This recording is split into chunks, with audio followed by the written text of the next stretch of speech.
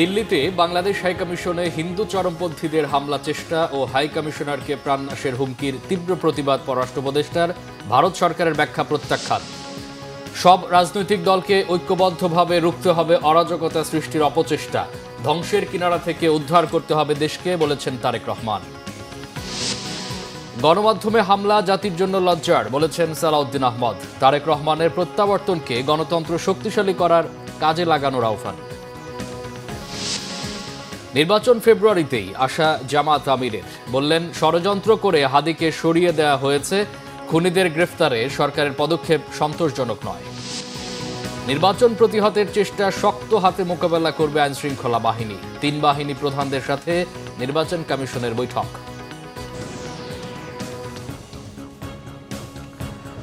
দেখছিলেন ক্রাউন 7 সংবাদ শিরোনাম।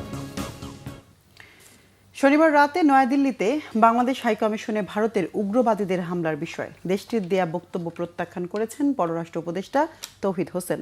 তার অভিযোগ, হিন্দু চরমপন্থীদের নয়াদিল্লিতে কূটনৈতিক সুরক্ষিত এলাকায় ঢুকতে বাধা দেয়া হয়নি। বাংলাদেশের হাইকমিশনারকে সেখানে প্রাণনাশের হুমকির তীব্র নিন্দা জানান তিনি। রিপোর্ট করছেন ইমরুল কায়েস। নয়াদিল্লিতে শনিবার রাতে একদল উগ্রপন্থী বাংলাদেশ হাইকমিশনের সামনে বিক্ষোভ করে হামলার চেষ্টাও চালায়। হাইকমিশনারকে দেওয়া হয় হত্যার হুমকি। ভারতের পররাষ্ট্র মন্ত্রণালয়ের মুখপাত্র রণধীর জয়সওয়ালের দাবি, ময়মনসিংহের দীপুচন্দ্র দাসকে হত্যার প্রতিবাদে 20-25 জনের একটি দল এই বিক্ষোভ করেছে। বাংলাদেশ হাইকমিশনে তাদের হামলার চেষ্টা অস্বীকার করেন তিনি। পুলিশ বিক্ষোভকারীদের কিছুক্ষণের মধ্যেই সরিয়ে দেয় বলে দাবি জয়সওয়ালের।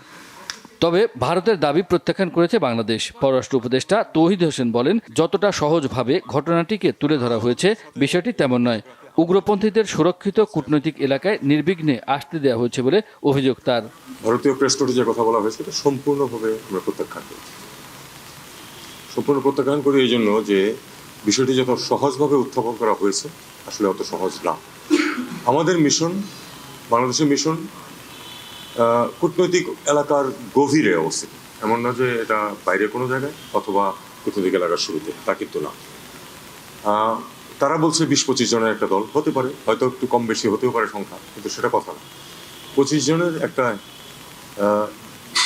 হিন্দু চরমপন্থী সংগঠনের 25 বা 30 জনের একটা দল এত দূর পর্যন্ত আসতে পারবে কেন একটা স্যানিটাইজড এলাকার মধ্যে?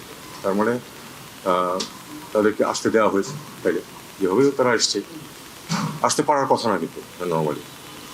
এবং তারপরে সেখানে তারা দাঁড়িয়ে যে শুধু হিন্দু নাগরিকের হত্যার প্রতিবাদ স্লোগান দিয়ে চলে গেছে তা না, তারা আরো অনেক কিছু বলেছে, সেটা আমরা জানি। এবং আমাদের পত্রপত্রিকায় যে রিপোর্টটা আসছে সেটা কিন্তু তারা বলছে যে মিসলিডিং, এটাও সত্য না। আমাদের পত্রপত্রিকায় মোটামুটি সঠিক রিপোর্টই এসছে, যেটুকু আমরা তথ্য পেয়েছি। আমার কাছে প্রমাণ নেই যে তাকে হত্যার হুমকি দিয়েছে, কিন্তু আমরা এটাও শুনেছি যে তাকে হত্যার হুমকি দেওয়া হয়েছে। বাংলাদেশের মিশনে পর্যাপ্ত নিরাপত্তা না দেওয়া হলে কার্যক্রম সংকুচিত করা হবে বলে জানান পররাষ্ট্র উপদেষ্টা। এখানে ব্যাপারটা শুধু কিন্তু যে তারা এখানে এসছে দুটো স্লোগান দিয়েছে তা না। এর ভিতরে কিন্তু একটা পরিবার বাস করে, হাইকমিশনার এবং তার পরিবার কিন্তু ওখানে বাস করে।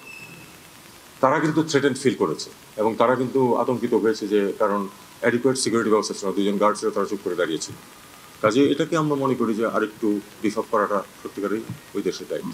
একজন বাংলাদেশি নাগরিক নৃশংসভাবে খুন হয়েছে, এটার সাথে মাইনরিটিজের নিরাপত্তাকে একসাথে করে ফেলার কোনো মানে হয়। পররাষ্ট্র মন্ত্রণালয় বিবৃতি দিয়ে এই ঘটনার প্রতিবাদ জানিয়েছে এবং আমরা আশা করব যে এ ধরনের পরিবেশ আর কখনো সৃষ্টি হবে না। ইমরুল কায়েস, বাংলা ভিশন, ঢাকা। বিএনপির ভারপ্রাপ্ত চেয়ারম্যান তারেক রহমান বলেছেন, সামনের দিন ভালো নয়, দেশকে ধ্বংসের কিনারা থেকে তুলে আনতে হবে। দেশে যারা অরাজকতা করতে চায় তাদের রুখতে হবে। এজন্য বিএনপি ও সব রাজনৈতিক দলকে ঐক্যবদ্ধভাবে কাজ করতে হবে। জুলাই যোদ্ধা, শহীদ ও ৭১-এর মুক্তিযোদ্ধাদের প্রতি সম্মান রাখতে হলে দেশে শান্তি প্রতিষ্ঠা করতে হবে। তার ভাষায়, করব কাজ, গড়ব দেশ, সবার আগে বাংলাদেশ, এটাই এখন মূল কাজ। আরও জানাচ্ছেন জাহাঙ্গীর আকন্দ। জুলাই গণ অভ্যুত্থানের শহীদদের স্মরণে বগুড়ায় ডিজিটাল স্মৃতিস্তম্ভ উদ্বোধন করেন বিএনপির ভারপ্রাপ্ত চেয়ারম্যান তারেক রহমান। এ উপলক্ষে বগুড়ার শহীদ টিটু মিলনায়তনে আয়োজিত অনুষ্ঠানে লন্ডন থেকে ভার্চুয়ালি প্রধান অতিথির বক্তব্য রাখেন তিনি। সম্মানিত উপস্থিতি, এ সময় তারেক রহমান বলেন, বিএনপি ক্ষমতায় গেলে তরুণদের কর্মসংস্থানের জন্য ইন্টারনেট সেবা আরও সহজ করা হবে। জনগণকে দেওয়া হবে ফ্যামিলি কার্ড, আর কৃষকদের জন্য ফার্মার্স কার্ড। শিক্ষার পাশাপাশি প্রান্তিক জনগোষ্ঠীর চিকিৎসার ব্যবস্থা করা হবে। এজন্য 1 লাখ স্বাস্থ্যকর্মী নিয়োগ করতে চায় বিএনপি। একটি খুব পপুলার বিষয় ফ্যামিলি কার্ড মানুষের মধ্যে পৌঁছে দিতে চাই, বিশেষ করে নারীদের কাছে। এই ফ্যামিলি কার্ডটি হবে নারীদের কাছে। আমরা কৃষক কার্ড বা ফার্মার্স কার্ড একটা ইন্ট্রোডিউস করতে চাই, যেটি আমাদের প্রান্তিক ক্ষুদ্র মাঝারি কৃষক যারা আছেন তাদেরকে সহযোগিতা করার জন্য আমরা এটি পৌঁছে দিতে চাই। আমরা দেশের শিক্ষার্থী যারা আছে, আগামী ভবিষ্যৎ প্রজন্ম যারা আছে, তাদের শিক্ষা ব্যবস্থা ভিত্তিটা যদি আমরা মজবুত করে গড়ে তুলতে পারি, ইনশাল্লাহ আমরা ভবিষ্যতে, সময় লাগবে কিন্তু আমাদেরকে শুরু করতে হবে কাজ। গ্রামের প্রান্তিক মানুষ যাতে চিকিৎসা সুবিধা পায় সেটির জন্য আমরা পরিকল্পনা গ্রহণ করেছি। আমরা দেশে মোটামুটিভাবে পরিকল্পনা যে আমরা 1 লক্ষ স্বাস্থ্যকর্মী নিয়োগ করতে চাই। এই 1 লক্ষের মধ্যে অন্তত 80 থেকে 85% আমরা নারী স্বাস্থ্যকর্মী নিয়োগ করতে চাই। 71 থেকে জুলাই আন্দোলনে অরাজনৈতিক অনেকেই শরিক হয়েছিলেন, আত্মাহুতি দিয়েছেন। তারা দেশকে ভালোবেসেছিলেন বলেই রাজপথে নেমে এসেছিলেন। শহীদ রাষ্ট্রপতি জিয়াউর রহমান ধ্বংসের কিনারা থেকে এই দেশকে বের করে নিয়ে এসেছেন। আপনারা তারই সৈনিক। আজকে দেশনেত্রী খালেদা জিয়া 91 সালে যখন সরকার গঠন করেছিলেন, তখনও স্বৈরাচারের কবল থেকে দেশকে রক্ষা করে ধীরে ধীরে ধ্বংসের কিনারা থেকে উন্নয়নের পথে দেশকে নেওয়া হয়েছিল। প্রিয় সহকর্মীবৃন্দ, আপনারা এই 2 মহান নেতার সৈনিক। আপনারা আজ আপনাদের হাতে বা আপনাদের সামনে ইনশাল্লাহ সেই সুযোগ এসে হাজির হয়েছে। আবার আমাদের দেশটাকে ধ্বংসের কিনারা থেকে গড়ে তুলতে হবে। আমাদেরকে কঠোর পরিশ্রম করতে হবে। সামনের দিনগুলো আমাদের খুব ভালো দিন নয়, কিন্তু দেশের অর্থনৈতিক অবস্থা ভেঙে পড়েছে। দেশের বিভিন্ন জায়গায় বিভিন্ন রকম অরাজকতা শুরু হয়েছে বা কেউ কেউ করার চেষ্টা করছে। কাজেই এইগুলো সম্পর্কে আমাদেরকে সজাগ থাকতে হবে। দেশে শান্তি প্রতিষ্ঠায় সবাইকে ঐক্যবদ্ধ থাকার আহ্বান জানান বিএনপির ভারপ্রাপ্ত চেয়ারম্যান তারেক রহমান। আমাদের সকলকে এখন ঐক্যবদ্ধ থাকতে হবে। সেটি আমরা বিএনপির নেতাকর্মীরাই হই, সেটি অন্য দলের নেতাকর্মী যারা গণতন্ত্রে বিশ্বাস করে। আজকে এই যে শহীদ ওসমান হাদি যে শহীদ হয়েছেন, যে মানুষটি শহীদ হয়েছেন, এই মানুষটিও কিন্তু গণতন্ত্রের পথেই ছিলেন। এই মানুষটিও কিন্তু আগামী নির্বাচনের একজন প্রার্থী ছিলেন, এবং এটির মাধ্যমে প্রমাণিত হয় যে শহীদ ওসমান হাদি নিজেও গণতন্ত্রে বা ভোটের রাজনীতিতে বিশ্বাস করতেন, এবং সেই জন্যই উনি নিজেও প্রার্থী ছিলেন। কাজেই আজকে শহীদ ওসমান হাদির প্রতি যদি সম্মান রাখতে হয় আমাদেরকে, আজকে আমাদের জুলাই শহীদদের প্রতি যদি সম্মান রাখতে হয়, জুলাই যোদ্ধাদের প্রতি যদি সম্মান রাখতে হয়, আজকে আমাদের 71-এর শহীদদের প্রতি যদি সম্মান রাখতে হয়, 71-এর মুক্তিযোদ্ধাদের প্রতি যদি সম্মান রাখতে হয়, তাহলে আমাদের একটাই লক্ষ্য হতে হবে এখন, দেশের মানুষের জন্য যেভাবে হোক শান্তি প্রতিষ্ঠা করা এবং দেশের জন্য কাজ করা, দেশকে সামনে নিয়ে যাওয়া। প্রিয় সহকর্মীবৃন্দ, আসেন, লক্ষ্য উদ্দেশ্য সামনের দিনে একটাই, করব কাজ, গড়ব দেশ, সবার আগে বাংলাদেশ। আল্লাহ হাফেজ। জাহাঙ্গীর আকন্দ, বাংলা ভিশন, ঢাকা। জিন্দাবাদ।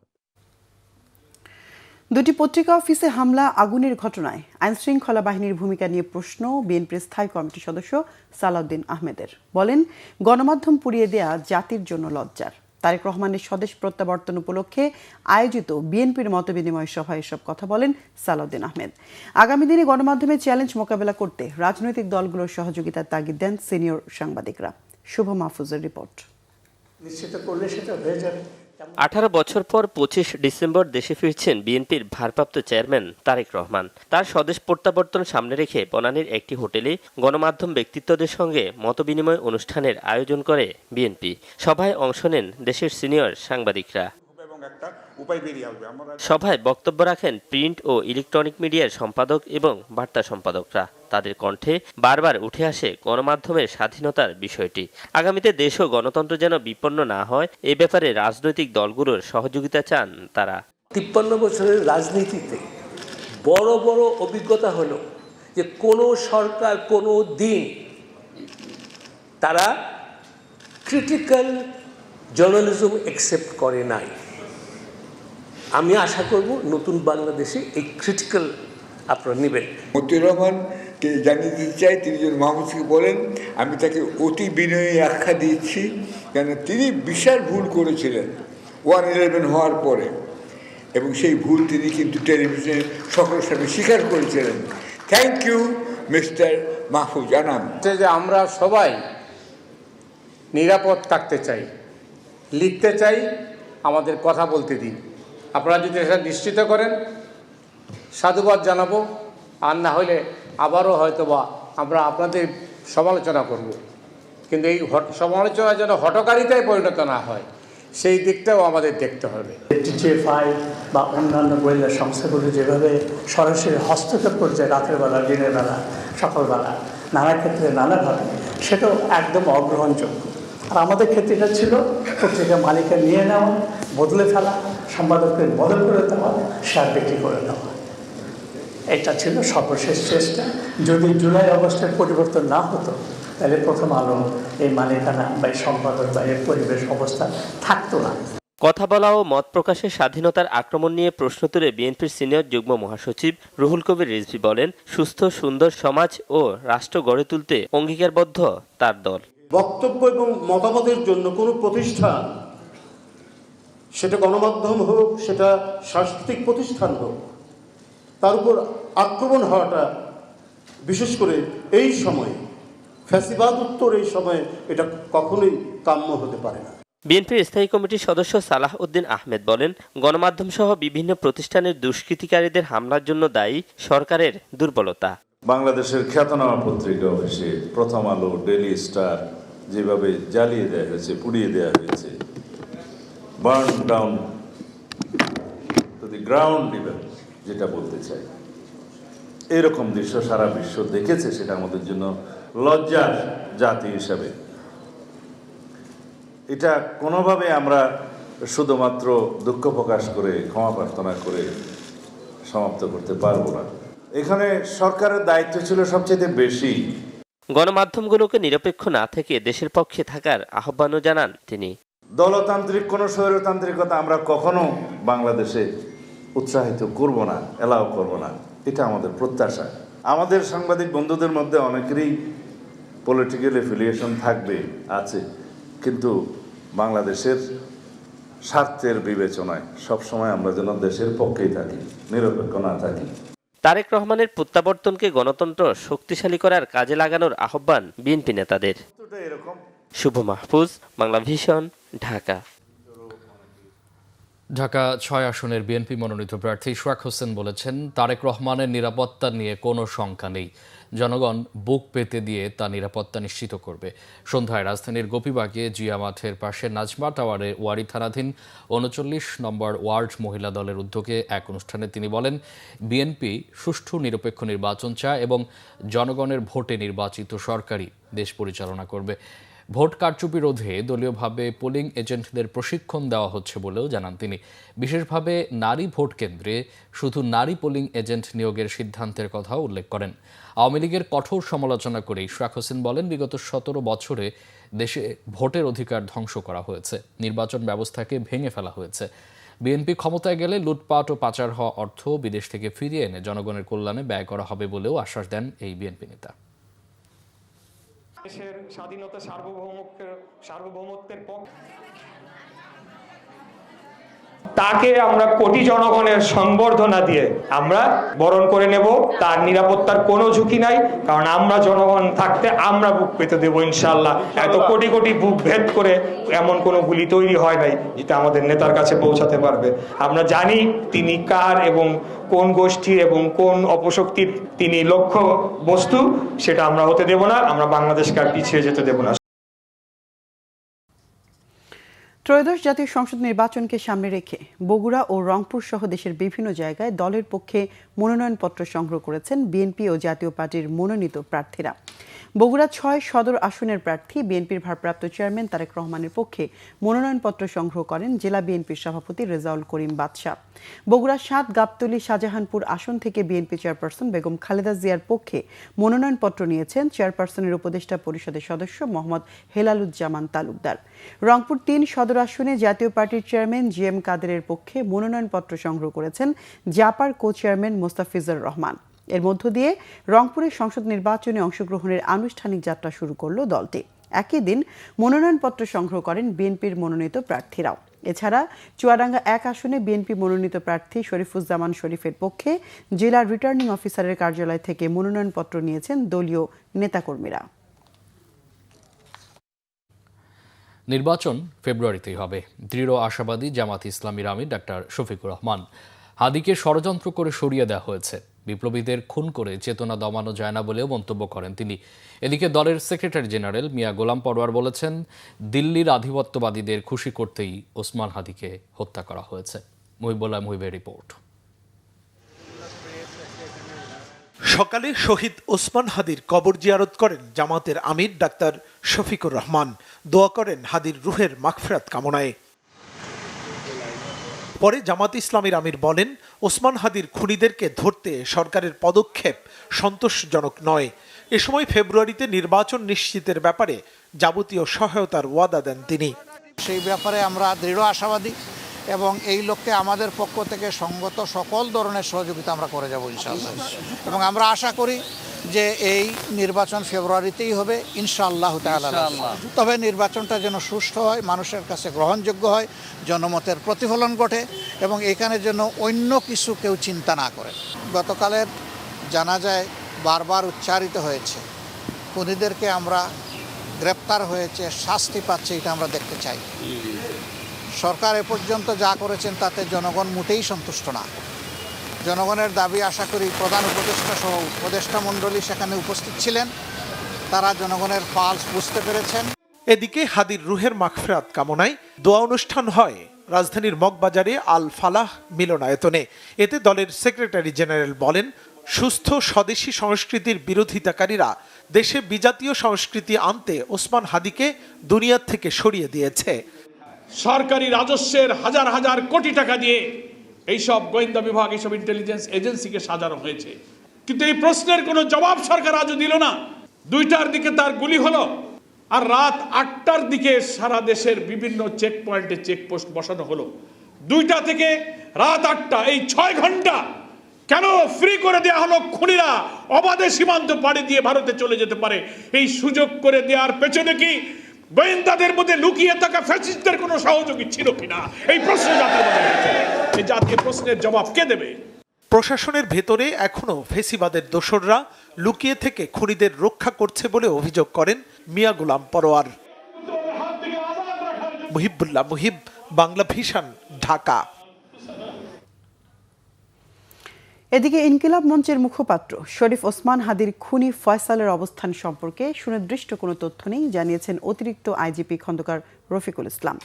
রবিবার সন্ধ্যায় স্বরাষ্ট্র মন্ত্রণালয়ে জরুরি এক সংবাদ সম্মেলনে এই তথ্য জানান তিনি। অতিরিক্ত আইজিপি জানান, ফয়সালের অবস্থান নিশ্চিতে আইনশৃঙ্খলা বাহিনী ও গোয়েন্দা সংস্থা কাজ করছে, তবে খুনির দেশের বাইরে পালিয়ে যাওয়ার ব্যাপারে নির্ভরযোগ্য তথ্য নেই। অপরাধীদের অবস্থান নিয়ে অনেক সময় বিভ্রান্তি ছড়ানো হয় উল্লেখ করে বলেন তিনি। এ সময় ডিবি প্রধান শফিকুল ইসলাম বলেন, হত্যাকাণ্ডের পেছনে রাজনৈতিক উদ্দেশ্য থাকতে পারে, তবে এই ঘটনায় সুনির্দিষ্ট কোনো রাজনৈতিক দলের সম্পৃক্ততা আছে কিনা তা এখনও নিশ্চিত হতে পারেনি আইনশৃঙ্খলা বাহিনী।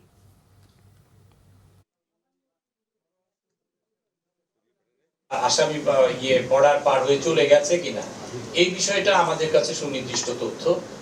আমরা এখনো কনফার্ম হতে পারিনি যে সে হয়ে চলে গেছে। এটা একটা হতে পারে, এটা একটা অনেক সময় অপরাধীরা নানা ধরনের এর তথ্য দিয়ে বিভ্রান্তিকর তথ্য দিয়ে নিজেদের অবস্থানটা গোপন করারও প্রয়াস চালাতে পারে, সেরকম একটা প্রচেষ্টা হতে পারে। আমরা দেশের ভিতরে বা কোথায় সে আছে আমরা এই তার অনুসন্ধান তদন্ত আমরা চালিয়ে যাচ্ছি, এবং যে কোনো দেশের ভিতরে কোথাও আছে কিনা থাকলে আমরা তাকে গ্রেফতারের চেষ্টা আমাদের চলমান আছে। যারা নির্বাচন প্রতিহত করতে চায় তাদের শক্ত হাতে মোকাবেলা করবে আইনশৃঙ্খলা রক্ষাকারী বাহিনী। 3 বাহিনীর প্রধান এবং আইনশৃঙ্খলা বাহিনীর উচ্চ পদস্থদের সাথে বৈঠক শেষে জানিয়েছে নির্বাচন কমিশন। এদিকে নির্বাচন ঘিরে সারা দেশে মোতায়েন করা হবে 1 লাখ সেনা সদস্যকে, যাদের 1/3 এরই মধ্যে মাঠে আছে। নাবিল জাহাঙ্গীরের রিপোর্ট। ত্রয়োদশ জাতীয় নির্বাচন ও গণভোটকে সামনে রেখে দেশের আইনশৃঙ্খলা পরিস্থিতি নিয়ে রবিবার 2 দফা বৈঠক করে নির্বাচন কমিশন। দুপুর 12টা থেকে 1 ঘণ্টার বৈঠকে 3 বাহিনীর প্রধান, প্রধান নির্বাচন কমিশনার, 4 কমিশনার ও নির্বাচন কমিশনের ঊর্ধ্বতন কর্মকর্তারা উপস্থিত ছিলেন। দুপুর 2:30টা থেকে দ্বিতীয় দফার বৈঠকে উপস্থিত ছিলেন সকল আইনশৃঙ্খলা রক্ষা বাহিনীর ঊর্ধ্বতন কর্মকর্তা ও 3 বাহিনীর প্রধানের প্রতিনিধিরা। বৈঠকে অবৈধ অস্ত্র উদ্ধার, যৌথ অভিযান পরিচালনা, ওসমান হাদি হত্যাকাণ্ড, সম্প্রতি সময়ের বিভিন্ন সহিংসতা, প্রার্থীদের নিরাপত্তার মতো নির্বাচন সংশ্লিষ্ট বিষয় নিয়ে আলোচনা হয়। আমরা ইলেকশন কমিশনের পক্ষ থেকে কঠোরভাবে বাহিনী সমূহকে বলেছি এবং সংস্থা সমূহকে বলেছি, আমরা মানবিক হব, যারা মানবিক তাদের প্রতি। যারা দস্যুতা করতে চায়, ভ্যান্ডালিজম করতে চায়, নির্বাচনের পরিবেশ নষ্ট করতে চাই, আমার ভাইকে হত্যা করতে চাই, তাদের প্রতি মানবিক হওয়ার দরকার নেই। নির্বাচন কমিশন জানায়, শহর এলাকায় চোরাগোপ্তা হামলা চালিয়ে জনমনে আতঙ্ক সৃষ্টি করতে চায় একটি পক্ষ, তবে তা মোকাবেলায় প্রস্তুত আইনশৃঙ্খলা রক্ষা বাহিনী।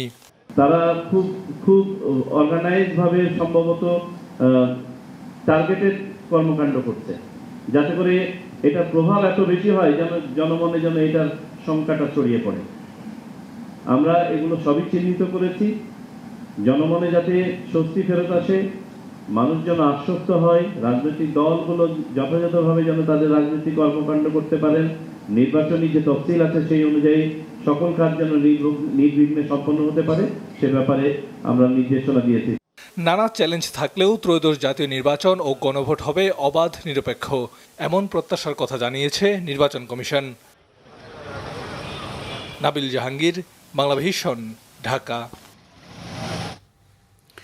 বাংলাদেশের মহান মুক্তিযুদ্ধের অন্যতম সংগঠক ডেপুটি চিফ অফ স্টাফ একে খন্দকার বীর উত্তমকে রাষ্ট্রীয় মর্যাদায় শেষ বিদায় জানানো হয়েছে। বিমান বাহিনী ঘাঁটি বাসারে তার নামাজে জানাজায় অংশ নেন প্রধান উপদেষ্টা ডক্টর মোহাম্মদ ইউনূস, উপদেষ্টা পরিষদ সদস্য, 3 বাহিনী প্রধান সহ সামরিক বেসামরিক ঊর্ধ্বতন কর্মকর্তারা। পরে মরহুমের কফিনে পুষ্পস্তবক অর্পণ করেন রাষ্ট্রপতির পক্ষে তার সামরিক সচিব। এরপর শ্রদ্ধা জানান প্রধান উপদেষ্টা ডক্টর মোহাম্মদ ইউনূস। মুক্তিযুদ্ধ বিষয়ক উপদেষ্টা, 3 বাহিনী প্রধান একে একে শ্রদ্ধা জানান সাবেক বিমান বাহিনী প্রধান এয়ার ভাইস মার্শাল একে খন্দকারের মরদেহে। রাষ্ট্রীয় সালাম ও গার্ড অফ অনারের পাশাপাশি আকাশ থেকেও শ্রদ্ধা জানানো হয় তাকে। 3টি হেলিকপ্টার প্যারেড গ্রাউন্ডের উপর দিয়ে ফ্লাই পাস্ট করে অন্তিম শ্রদ্ধা প্রদর্শন করে। পরে ঢাকা সেনানিবাসের শাহীন কবরস্থানে একে খন্দকারকে সমাহিত করা হয়। শনিবার সকাল 10:30টায় মারা যান একে খন্দকার।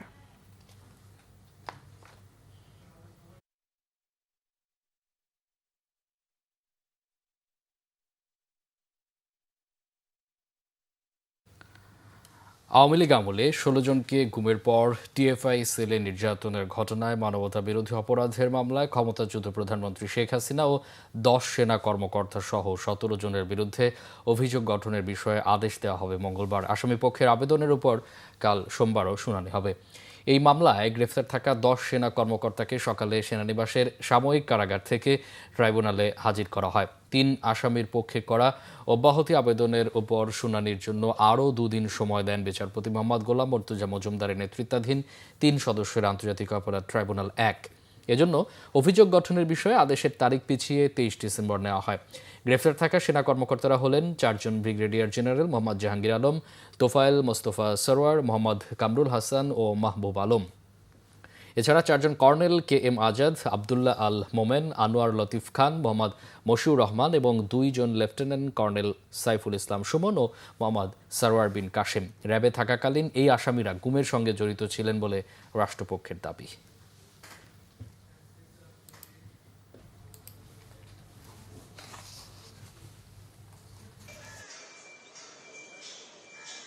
দক্ষিণ সুদানে জাতিসংঘ শান্তিরক্ষা মিশনে সন্ত্রাসীদের ড্রোন হামলায় শহীদ 6 বাংলাদেশি সেনা সদস্যের জানাজা হয়েছে। সকাল 9:15টার পর ঢাকা সেনানিবাসের কেন্দ্রীয় মসজিদে তাদের জানাজার নামাজ অনুষ্ঠিত হয়। জানাজা শেষে শহীদ শান্তিরক্ষীদের মরদেহে রাষ্ট্রপতি প্রধান উপদেষ্টার পক্ষ থেকে শ্রদ্ধা জানানো হয়। এরপর একে একে 3 বাহিনীর পক্ষ থেকে শহীদদের কফিনে শ্রদ্ধা জানানো হয়। পরে শহীদ 6 সেনা সদস্যের মরদেহ হেলিকপ্টার যোগে নিজ নিজ জেলায় পাঠানো হয়। জানাজার আগে নিহত সেনা সদস্যদের জীবন বৃত্তান্ত পড়ে শোনানো হয়। পাশাপাশি তাদের আত্মার মাগফিরাত কামনা করে দোয়া করা হয়। নিহত 6 শান্তিরক্ষী হলেন কর্পোরাল মোহাম্মদ মাসুদ রানা, সৈনিক মোহাম্মদ মমিনুল ইসলাম ও সৈনিক শান্ত মণ্ডল, সৈনিক শামীম রেজা, মেস ওয়েটার মোহাম্মদ জাহাঙ্গীর আলম এবং লন্ড্রি কর্মচারী মোহাম্মদ সবুজ মিয়া। এর আগে শনিবার সকালে শহীদ সেনাদের মরদেহ দেশে আনা হয়। গত 13 ডিসেম্বর সুদানের আবেই এলাকায় জাতিসংঘ শান্তিরক্ষা মিশনের আওতাধীন কাদুগলি লজিস্টিক্স বেসে বিচ্ছিন্নতাবাদী সশস্ত্র গোষ্ঠীর ড্রোন হামলা চালায়। এ সময় দায়িত্বে থাকা বাংলাদেশ সেনাবাহিনীর 6 শান্তিরক্ষী নিহত হন, আহত হন 9 জন।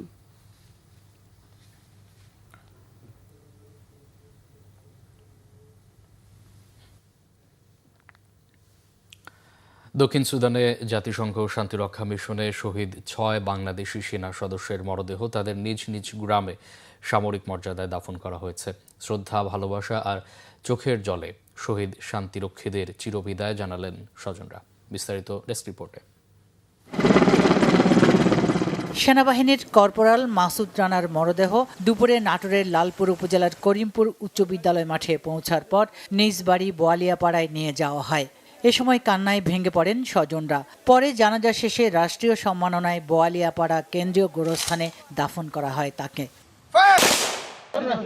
কুড়িগ্রামের 2 সেনা সদস্যের লাশ তাদের গ্রামের বাড়িতে পৌঁছালে এক শোকাবহ পরিবেশের সৃষ্টি হয়। দুপুরে সামরিক হেলিকপ্টারে উলিপুর উপজেলার হেলিপ্যাডে নামানোর পরে মোহাম্মদ মমিনুলের মরদেহ গ্রামের বাড়ি উপজেলার উত্তর পকুণ্ডুল গ্রামে আর শান্ত মণ্ডলকে তার গ্রামের বাড়ি রাজারহাট উপজেলার ছাট মাধাই গ্রামে নিয়ে যাওয়া হয়। পরে সেখানে সামরিক মর্যাদায় দাফন করা হয়। লন্ড্রি কর্মচারী মোহাম্মদ সবুজ মিয়ার মরদেহ সেনাবাহিনীর তত্ত্বাবধানে নিজ গ্রাম গাইবান্ধার পলাশ বাড়িতে নেওয়া হয়। প্রিয়জনকে শেষবারের মতো দেখতে ভিড় করেন স্বজন ও এলাকাবাসী। বাদজোহর বাড়ির পাশে ঈদগাহ মাঠ সংলগ্ন স্থানে নামাজে জানাজা শেষে রাষ্ট্রীয় মর্যাদায় পারিবারিক কবরস্থানে দাফন করা হয়। বিকেলে মেস ওয়েটার জাহাঙ্গীর আলমের মরদেহ বহনকারী সামরিক বাহিনীর হেলিকপ্টারটি কিশোরগঞ্জের পাকুন্দিয়া সরকারি উচ্চ বিদ্যালয় মাঠে অবতরণের পর মরদেহ নিয়ে যাওয়া হয় গ্রামের বাড়ি তারাকান্দি গ্রামে। আসরের নামাজের পর বাড়ির সামনে ফসলের মাঠে জানাজা শেষে পূর্ণ সামরিক মর্যাদায় পারিবারিক কবরস্থানে দাফন করা হয় জাহাঙ্গীর আলমকে। Bangla vision news desk. নিরাপত্তার কারণে অনির্দিষ্টকালের জন্য চট্টগ্রামে ভিসা সেন্টারের কার্যক্রম বন্ধ ঘোষণা করেছে ভারতীয় সহকারী হাই কমিশন। শনিবার হাই কমিশনের ভারতীয় ভিসা আবেদন কেন্দ্রের ওয়েবসাইটে এই সংক্রান্ত একটি বিজ্ঞপ্তি প্রকাশ করা হয়। এতে বলা হয়, নিরাপত্তার কারণে আইভেক চট্টগ্রামে ভারতীয় ভিসা কার্যক্রম 21 ডিসেম্বর থেকে পরবর্তী নির্দেশনা না দেওয়া পর্যন্ত স্থগিত থাকবে। পরিস্থিতি পর্যালোচনার পর ভিসা কেন্দ্র আবারও চালুর বিষয়ে ঘোষণা দেওয়া হবে বলে জানানো হয়। এর আগে ইনকিলাব মঞ্চের আহ্বায়ক ওসমান বিন হাদির মৃত্যুর খবরে গত 18 ডিসেম্বর রাতে চট্টগ্রামে ভারতীয় সহকারী হাইকমিশন ঘেরাও করতে যায় বিক্ষুব্ধরা। পরে আইনশৃঙ্খলা বাহিনী কঠোর পদক্ষেপ নেয়। এরপর থেকে সহকারী হাইকমিশনার কার্যালয়ের নিরাপত্তায় অতিরিক্ত পুলিশ ও সেনাবাহিনী মোতায়েন রয়েছে। সাম্প্রতিক কিছু ঘটনায় রহস্যজনকভাবে সরকারের ভূমিকা নীরব অভিযোগ গণসংহতি আন্দোলনের প্রধান সমন্বয়কারী জুনায়েদ সাকির। রাজধানীর সিরডাপ মিলনায়তনে নাগরিক কোয়ালিশন আয়োজিত গোলটেবিল বৈঠকে তিনি এই মন্তব্য করেন। আলোচনায় অংশ নেন রাজনীতিবিদ, অধিকার কর্মী ও নাগরিক সমাজের প্রতিনিধিরা। জুনায়েদ সাকি বলেন, ঘটনা ঘটে যাওয়ার পর পুলিশ বা অন্যান্য বাহিনী যাচ্ছে, দায়িত্ব পালনে ব্যর্থ হওয়ার পরও প্রশাসনের কোনো জবাবদিহিতা নেই। গণ অধিকার পরিষদের সাধারণ সম্পাদক রাশেদ খান সরকারের সমালোচনা করে বলেন, 16 মাসে সরকার জনগণের সাথে প্রতারণা ছাড়া আর কিছুই করতে পারেনি। নির্বাচন বানচালে নানামুখী ষড়যন্ত্র চলছে। শেয়ারবাজারের বিনিয়োগকারীদের বিও হিসাবের তথ্য নেবে জাতীয় রাজস্ব বোর্ড এনবিআর। সেই লক্ষ্যে ই রিটার্নের সাথে বিও হিসাবের সংযোগ করা হবে বলে জানিয়েছেন প্রতিষ্ঠানটির চেয়ারম্যান আব্দুর রহমান খান। রবিবার ঢাকা রিপোর্টার্স ইউনিটিতে সংগঠনের সদস্যদের জন্য অনলাইনে রিটার্ন দাখিল সাপোর্টিং বুথের উদ্বোধনী অনুষ্ঠানে এই তথ্য জানান তিনি। এনবিআর চেয়ারম্যান আরও জানান, বিনিয়োগকারীদের লভ্যাংশের হিসাব ব্যাংকিং সিস্টেমের সাথে সংযোগে গ্রাহকের কোনো ধরনের গোপনীয়তা নষ্ট হবে না, কারণ এই তথ্য কেবল হিসাবধারীরা দেখতে পারেন। ই রিটার্ন আরও সহজ করতে আগামী বছর থেকে অ্যাপ চালু করার ঘোষণা দিয়ে এনবিআর চেয়ারম্যান বলেন, এর ফলে চাইলে মোবাইলে ই রিটার্ন জমা দেওয়া যাবে। চলতি বছর ২৬ লাখের মতো রিটার্ন দাখিল হয়েছে, এখন প্রতিদিন ৫০,০০০-এর মতো রিটার্ন দাখিল হচ্ছে বলেও জানান এনবিআর চেয়ারম্যান। মুক্তি ও গণতন্ত্র প্রতিষ্ঠায় দেশের মানুষের লড়াই দীর্ঘদিনের। সেই লড়াইয়ে ৭১-এর মহান মুক্তিযুদ্ধ পরবর্তী সময়ে এসেছে ৯০-এর গণ অভ্যুত্থান ও ২৪-এর গণ অভ্যুত্থান। এসব আন্দোলনের প্রেক্ষাপট নিয়ে এ টকিং ট্রেস প্রোডাকশনের ব্যানারে শ্যামল বাংলা মিডিয়া লিমিটেডের সহ প্রযোজনায় নির্মিত হয়েছে এখানে রাজনৈতিক আলাপ জরুরি নামের একটি চলচ্চিত্র। চিত্রনাট্য ও প্রযোজনা করেছেন খালিদ মাহবুব তুর্য, পরিচালক আহমেদ হাসান সানি। বিস্তারিত হাসনাত জোবায়েরের প্রতিবেদনে। গণতন্ত্র প্রতিষ্ঠায় এদেশের মানুষের লড়াই দীর্ঘদিনের। সেই লড়াইয়ে এসেছে ৭১-এর মুক্তিযুদ্ধ, ৯০-এর গণ আন্দোলন এবং ২৪-এর অভ্যুত্থান। সেই সাথে জড়িয়ে আছে দেশের রাজনৈতিক প্রেক্ষাপট। বাঙালি জাতিসত্তার বিভাজনের বেদনাবিধুর জন্মলগ্ন থেকে শুরু করে স্বাধীনতার রক্তক্ষয়ী সংগ্রাম, দীর্ঘদিনের গণতান্ত্রিক লড়াই পেরিয়ে সাম্প্রতিক ছাত্র আন্দোলনের প্রেক্ষাপটে নির্মিত হয়েছে সিনেমা এখানে রাজনৈতিক আলাপ জরুরি। সিনেমাটির গল্প লিখেছেন ও প্রযোজনা করেছেন খালিদ মাহবুব তুর্য, আর এটি পরিচালনা করেছেন আহমেদ হাসান সানি। প্রেক্ষাপট হচ্ছে বাঙালি রাজনৈতিক ইতিহাস এবং আমাদের রাজনৈতিক যে বিবর্তন সেটাই তুলে ধরা হয়েছে এই সিনেমাতে, এবং ল্যান্ডিংটা আমাদের জুলাইতে। তো গল্পটা আমরা প্রথম ড্রাফট যখন পড়েছি তখন আমার মনে হলো যে গল্পটা আসলে একটু এদিক সেদিক করলে it has a lot of heart এবং একদমই বাংলাদেশকে নিয়েই বানানো। এখানে রাজনৈতিক আলাপ জরুরি সিনেমাটির মুক্তি উপলক্ষে ২১ ডিসেম্বর সন্ধ্যায় বিএফডিসির ভিআইপি প্রজেকশন হলে এক সংবাদ সম্মেলনের আয়োজন করা হয়। সেখানে উপস্থিত ছিলেন সিনেমাটির নির্মাতা, প্রযোজক, অভিনয়শিল্পী ও বিএফডিসি ব্যবস্থাপনা পরিচালক মাসুমা তানি এবং স্যাটেলাইট টিভি চ্যানেল বাংলাভিশনের অনুষ্ঠান প্রধান তারেক আকন্দ। আমি গল্পটা ফিল্মটা আমার দেখার সুযোগ হয়েছে।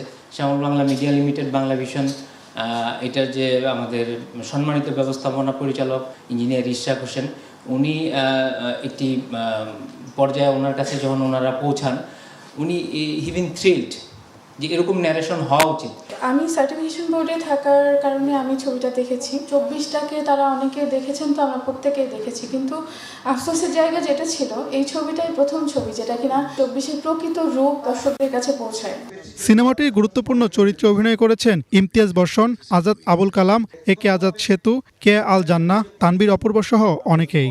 আমি নিজে খুব ইন্টারেস্টেড হই যেটা আসলে মধ্যে কি আছে এবং আমি আসলে এখানে কি করতে পারি। গেল যেটা বাংলাদেশের পলিটিক্যাল হিস্ট্রির একটা রিফ্লেকশন এটার মধ্যে আছে। এটা প্রত্যাশা ছিল, যেভাবে আমরা ভেবেছিলাম সেভাবে হয় নাই, তাই বলে আমরা একেবারেই হতাশ না। এই ছবিতে আসলে আমাদের সেই প্রত্যাশার সেই পজিটিভিটির গল্পই আমরা আসলে বলেছিলাম। এ টকিং ট্রিস প্রোডাকশনের ব্যানারে নির্মিত সিনেমাটির সহ প্রযোজনা করেছে শ্যামল বাংলা মিডিয়া লিমিটেড। জানা যায় আগামী ১৬ জানুয়ারি সারা দেশে প্রেক্ষাগৃহে মুক্তি পাবে এই সিনেমাটি। হাসনাত জুবায়ের, বাংলাভিশন, ঢাকা। আরও কিছু খবর নিয়ে এবার দেখুন একটি ডেস্ক রিপোর্ট। বিএনপির যুগ্ম মহাসচিব সৈয়দ ইমরান সালেহ প্রিন্স বলেছেন, আগামী ১২ ফেব্রুয়ারি নির্বাচনের মাধ্যমে বাংলাদেশে উগ্রবাদী ও ফ্যাসিবাদী শক্তির কবর রচনা করতে হবে। তারেক রহমানের নেতৃত্বে মুক্তিযুদ্ধের চেতনা ও গণ অভ্যুত্থানের আকাঙ্ক্ষা পূরণে নতুন যাত্রা শুরু হবে। ময়মনসিংহের হালুয়াঘাটে হিন্দু সম্প্রদায়ের ২ শতাধিক নারী পুরুষের বিএনপিতে যোগদান অনুষ্ঠানে প্রধান অতিথির বক্তব্যে তিনি কথা বলেন। বিএনপির ভারপ্রাপ্ত চেয়ারম্যান তারেক রহমানের স্বদেশ প্রত্যাবর্তন উপলক্ষে সাতক্ষীরায় প্রস্তুতি সভা ও শুভেচ্ছা মিছিল হয়েছে। জেলা স্বেচ্ছাসেবক দলের আয়োজনে শহরের সিদ্দিক সুপার মার্কেট এর সামনে এই প্রস্তুতি সভা হয়। পরে একটি বর্ণাঢ্য শুভেচ্ছা মিছিল বের হয়ে শহরের প্রধান সড়ক ঘুরে আসে। এতে সভাপতিত্ব করেন জেলা স্বেচ্ছাসেবক দলের আহ্বায়ক কামরুজ্জামান ভুট্টো। আসন্ন বড়দিন ও 31st নাইট উদযাপনের লক্ষ্যে খ্রিস্টিয়ান উপাসনালয়ের প্রতিনিধি ও গণ্যমান্য ব্যক্তিদের সাথে খাগড়াছড়িতে আইনশৃঙ্খলা ও নিরাপত্তা বিষয়ক মতবিনিময় সভা করেছেন জেলা পুলিশ সুপার মির্জা সাইম মাহমুদ। তার কক্ষে জেলার 235টি গির্জার প্রতিনিধি ও গণ্যমান্য ব্যক্তিরা উপস্থিত ছিলেন। Bangladesh road transport authority BRTA trustee board চট্টগ্রামে সড়ক দুর্ঘটনায় ক্ষতিগ্রস্তদের মাঝে আর্থিক সহায়তার চেক বিতরণ করেছে। জেলায় সংঘটিত সড়ক দুর্ঘটনায় নিহত 24টি পরিবারের মাঝে 1,20,00,000 টাকা এবং আহত 7টি পরিবারের মাঝে 17 লাখ টাকা দেয়া হয় নগরীর বিআরটিএ কার্যালয়ে। এছাড়া খাগড়াছড়ি জেলায় সংঘটিত 5টি সড়ক দুর্ঘটনায় ক্ষতিগ্রস্ত পরিবারসমূহের মাঝে 21 লাখ টাকার চেক দেয়া হয়। নরসিংদীতে এসএসসি 1998 রায়পুরা ব্যাচের বন্ধুদের মিলন মেলা অনুষ্ঠিত হয়েছে। স্থানীয় মরজাল পার্কে দিনব্যাপী এই মিলন মেলায় নরসিংদী সহ দেশের বিভিন্ন জায়গায় কর্মরত সাবেক শিক্ষার্থীরা অংশ নেন। অনুষ্ঠানের শুরুতেই পবিত্র কোরআন তেলাওয়াত করা হয়। পরে শহীদ ওসমান হাদির স্মরণে 1 মিনিট নীরবতা পালন করা হয়। বক্তব্য রাখেন ঢাকায় ডিবির অতিরিক্ত পুলিশ সুপার ও মিলন মেলার আয়োজক কমিটির আহ্বায়ক সোলাইমান। বিশ্ব প্রতিযোগিতায় টিকে থাকতে হলে শুধু ডিগ্রি অর্জন যথেষ্ট নয়, সক্ষমতা, শৃঙ্খলা ও বিশ্বাসযোগ্যতার প্রয়োজন বলে মন্তব্য করেছেন আইন, বিচার ও সংসদ বিষয়ক মন্ত্রণালয়ের উপদেষ্টা অধ্যাপক ডক্টর আসিফ নজরুল। পূর্বাচল নতুন শহরে অবস্থিত স্টেট ইউনিভার্সিটি অব বাংলাদেশের এসইউবি 7ম সমাবর্তন অনুষ্ঠানে সভাপতির বক্তব্যে ডক্টর আসিফ নজরুল এ কথা বলেন। সমাবর্তন বক্তা হিসেবে উপস্থিত ছিলেন বাংলাদেশ বিশ্ববিদ্যালয় মঞ্জুরি কমিশনের ইউজিসি চেয়ারম্যান অধ্যাপক ডক্টর এস.এম.এ ফায়েজ।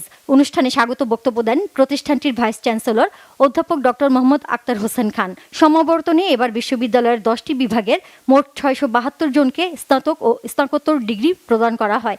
একই সঙ্গে 3 জন শিক্ষার্থীকে চ্যান্সেলর্স গোল্ড মেডেল, 4 জন শিক্ষার্থীকে ভাইস চ্যান্সেলর সিলভার মেডেল এবং 20 শিক্ষার্থীকে ডিনস অ্যাওয়ার্ড প্রদান করা হয়।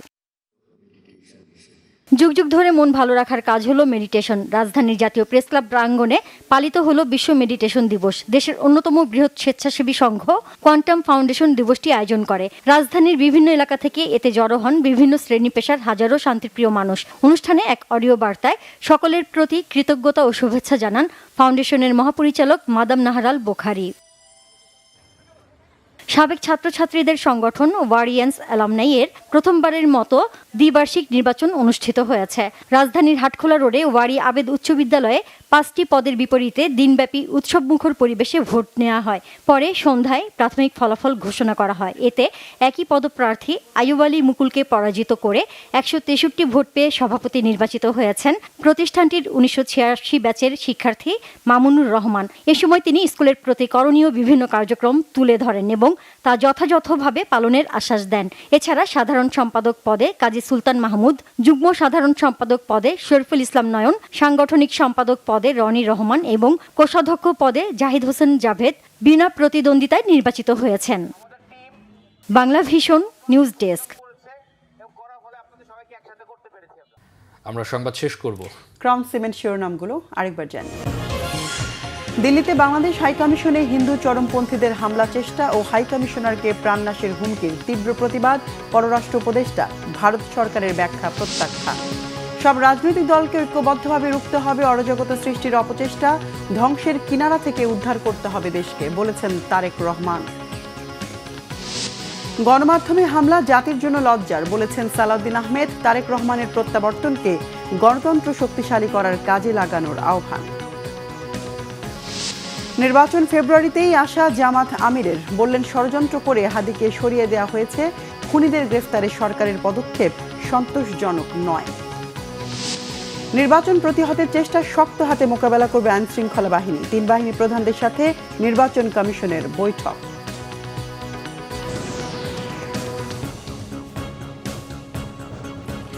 দর্শক, এ ছিল এখনকার মতো। পরের সংবাদ রাত 1টায় দেখার আমন্ত্রণ রইল। এছাড়া বাংলা ভিশন সংবাদ ও সংবাদ সংশ্লিষ্ট অনুষ্ঠান দেখতে ভিজিট করুন www.bvnews24.com ও facebook.com/banglavisionnews এবং সাবস্ক্রাইব করুন youtube.com/banglavisionnews। এতক্ষণ সাথে থাকায় অসংখ্য ধন্যবাদ। শুভরাত্রি।